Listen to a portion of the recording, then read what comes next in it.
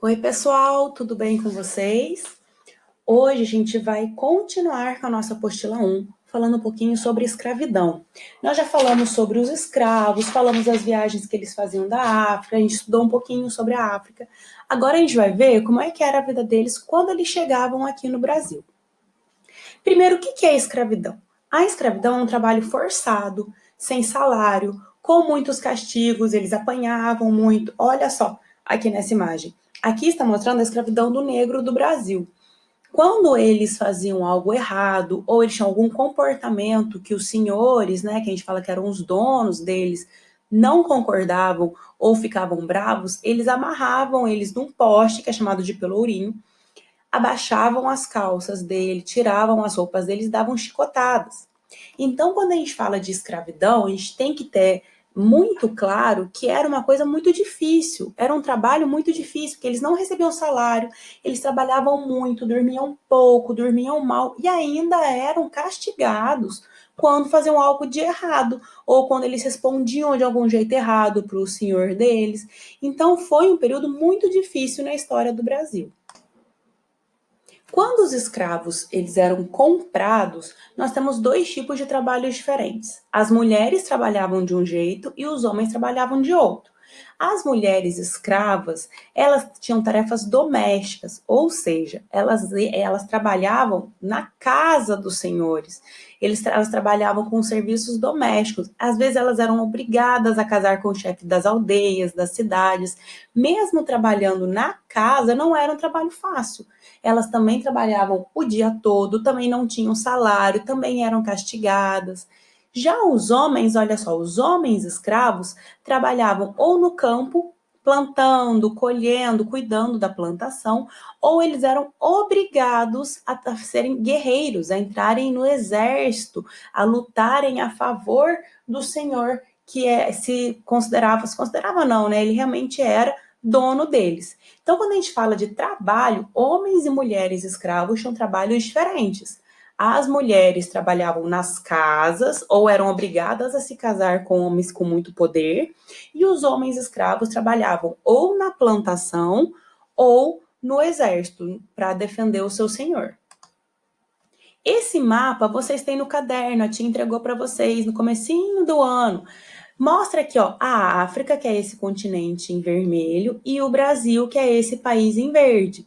As viagens da África para o Brasil demoravam 3 meses, 4 meses, e essa viagem que eles faziam trazendo os negros da África para serem escravos aqui no Brasil era chamado, olha aqui, de tráfico negreiro. Os negros eram trazidos da África em navios para serem vendidos no Brasil, mas olha aqui na imagem como que eles eram trazidos. Eles eram todos apertados, onde cabiam 50, eles colocavam 200 negros, todos juntos, sem poder se mexer, todos acorrentados. Então a viagem já era muito difícil. Imagina 3, 4 meses você sentado, acorrentado, sem poder se mexer direito. Era muito difícil para eles. E quando chegavam aqui no Brasil, ainda eram vendidos nos mercados para poder trabalhar nessas condições tão ruins que a gente viu. No Brasil, gente, olha só, foram 300 anos de escravidão, 300 anos dos negros sendo trazidos da África, vendidos e trabalhando sem salário, sendo castigados, tudo isso. Onde que eles trabalhavam? Eles trabalhavam nas fazendas de açúcar, olha só, tá vendo aqui, ó, carregando cana-de-açúcar, moendo a cana-de-açúcar para virar o açúcar refinado que a gente usa hoje, e logo depois eles passaram a trabalhar nas fazendas de café, olha só, carregando sacos de café, plantando, colhendo.